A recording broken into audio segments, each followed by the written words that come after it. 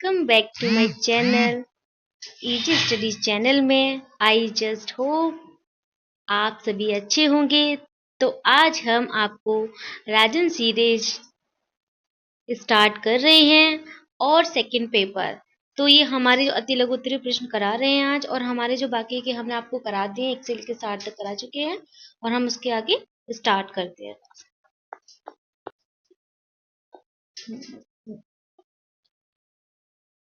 Okay okay, ठीक है।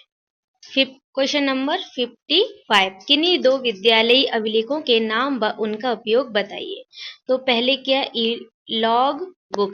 इसके द्वारा विद्यालय विकास के क्रम का ज्ञान होता है। यह एक प्रकार की विद्यालय डायरी है जिसमें तथ्यों का विवरण दिया जाता है, जैसे विद्यालय की विशेष घटनाएं, नवीन पाठ्य पुस्तकों, यंत्रों, कोर्स आदि की प्रस्तावना, विद्यालय के कार्य के घंटे, विद्यालय में निरीक्षण हेतु आए अधिकारियों के हस्ताक्षर आदि। स्कूल नंबर सेकंड क्या, स्कूल कैलेंडर। यह विद्यालय सत्र के प्रारंभ होने से पूर्व ही तैयार कर लिया जाता है। इसमें विद्यालयी अवकाश, मासिक, सत्रीय, अर्धवार्षिक तथा वार्षिक परीक्षाओं की तिथियां, प्रवेश तिथि, विद्यालय चुनाव, विद्यालय वार्षिक समारोह, अभिभावक सम्मेलन आदि की संभावित तिथियां निश्चित कर दी जाती हैं। 56 क्वेश्चन नंबर, बाल सरकार का गठन विद्यालय में क्यों किया जाता है। ये आपका 2019 में आया हुआ क्वेश्चन है। तो बाल सरकार का गठन विद्यालयों में छात्रों की सामाजिक जीवन का परिचय देने के लिए किया जाता है। अब हम पढ़ेंगे 57 क्वेश्चन, और यह हमारा 2018 में आया हुआ है।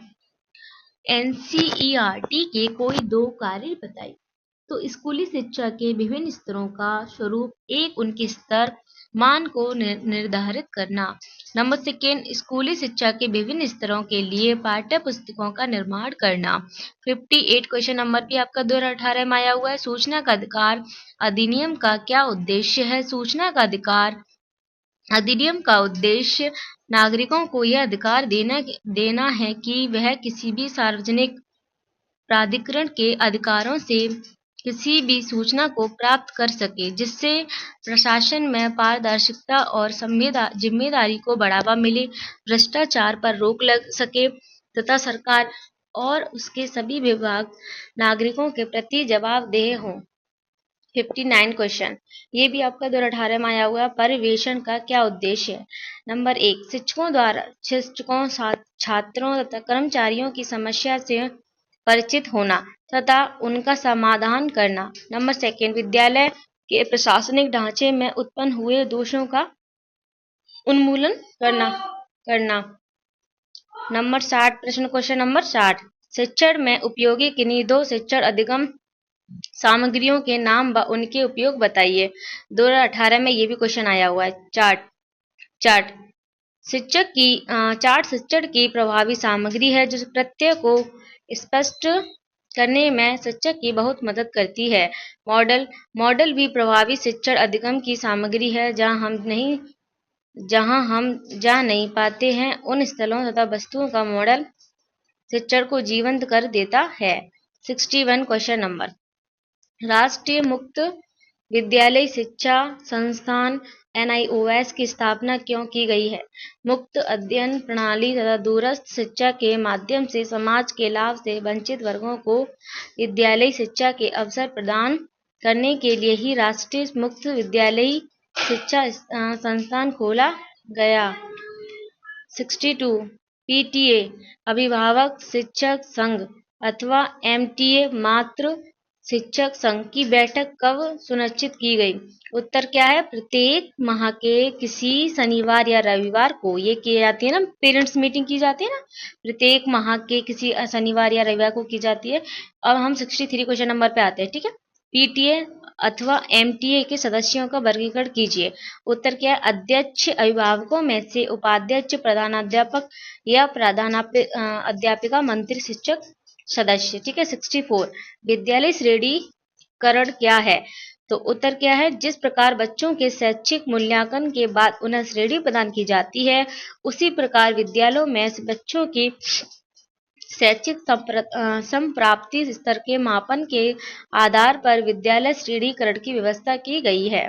क्वेश्चन नंबर 65, विद्यालय श्रेणीकरण की आवश्यकता एवं महत्व बताइए। शिक्षा की गुणवत्ता बढ़ाने विद्यालय में बच्चों का नामांकन तथा ठहराव बढ़ाने के लिए अनेक उपाय किए जाते हैं। विद्यालय अपनी गुणवत्ता में लगातार संवर्धन करे, इसके लिए विद्यालय से संबंधित सभी क्षेत्र एवं कार्य का अनुश्रवण कर श्रेणीकरण करने की व्यवस्था की गई है।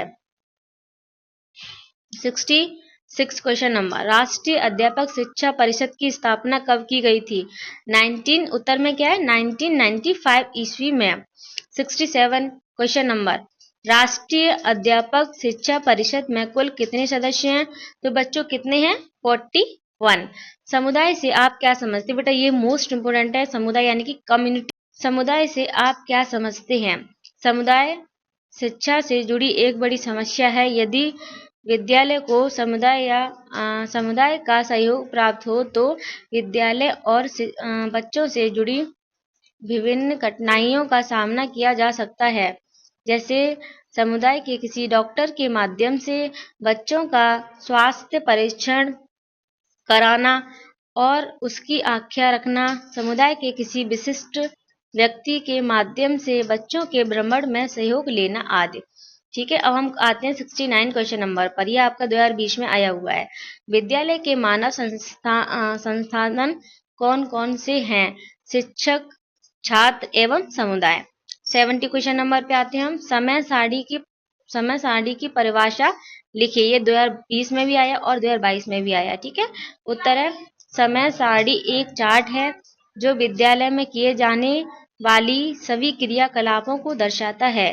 प्रश्न नंबर 71, वित्तीय प्रबंधन से आप क्या समझते हैं? 2020 में आया क्वेश्चन है। ठीक है, J.F.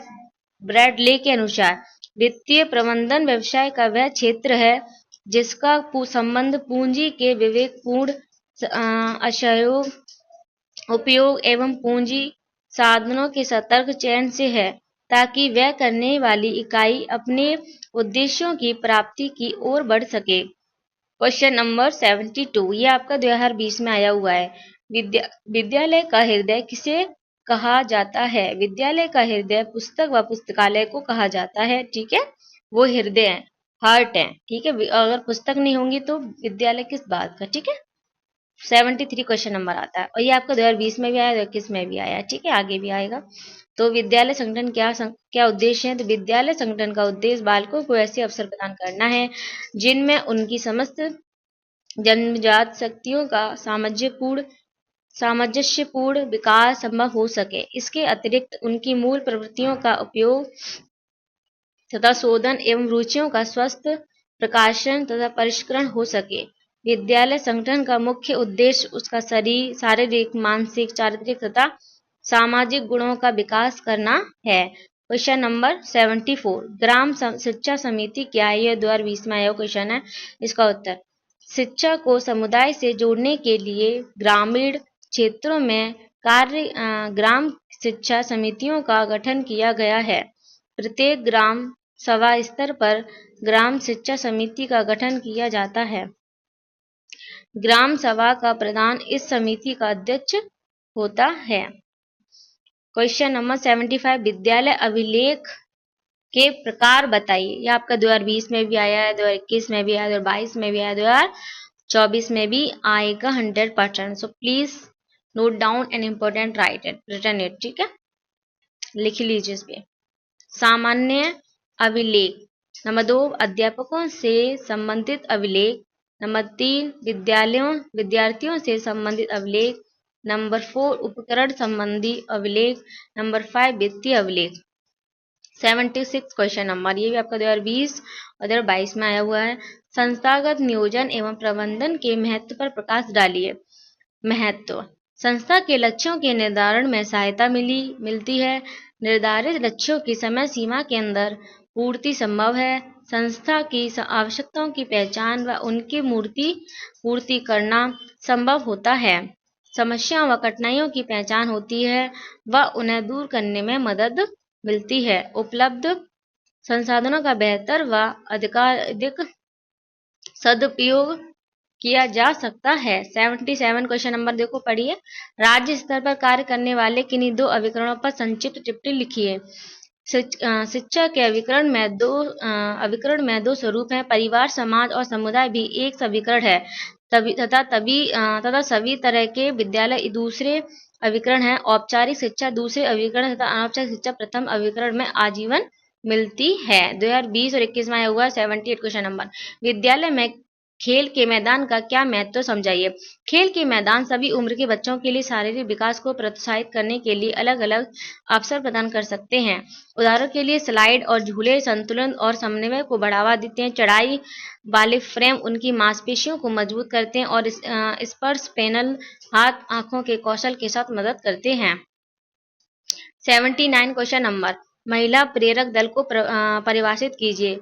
महिला प्रेरक समूह को संवेदनशील बनाने तथा अपने कर्तव्यों एवं दायित्वों के प्रति जागरूक करने के लिए यह प्रशिक्षण माइल तैयार किया जाता है। महिलाओं में नेतृत्व क्षमता व कौशल के विकास के लिए बालक बालिकाओं में विभेद की विचारधारा को समाप्त करने के लिए। Question number 80। विद्यालय में परिवेशन की आवश्यकता के दो कारण बताइए। छात्रों की समस्या, आधुनिक बाल विकास समायोजन के निदान व उपकरण के लिए कदम उठाना। शिक्षकों की समस्याओं का सहानुभूतिपूर्वक समाधान खोजना तथा शैक्षिक विकास में सहयोग देना। शिक्षकों की विशेष योग्यताओं के विकास के अवसर प्रदान करना। तो चलो आज हम इतने ही कराते हैं, बाकी के जो भी रह गए हम क्वेश्चन वो आपको नेक्स्ट वीडियो में कराएंगे। और जब तक के लिए आप इतने को पढ़िए। अगर आपको नहीं समझ में आता है आप मुझे कमेंट बॉक्स में लिखिए, आपको उसी तरीके से पढ़ाया जाएगा। और thank you so much for watching my channel. And मेरी वीडियो को अगर आपको पसंद आया तो लाइक करिए और सब्सक्राइब करिए। अगर आपको मेरी वीडियो अच्छी लगती है और उनको मतलब समय पर देखने के लिए मेरे बेल आइकन को प्रेस कीजिए। Thank you, bye bye, take care.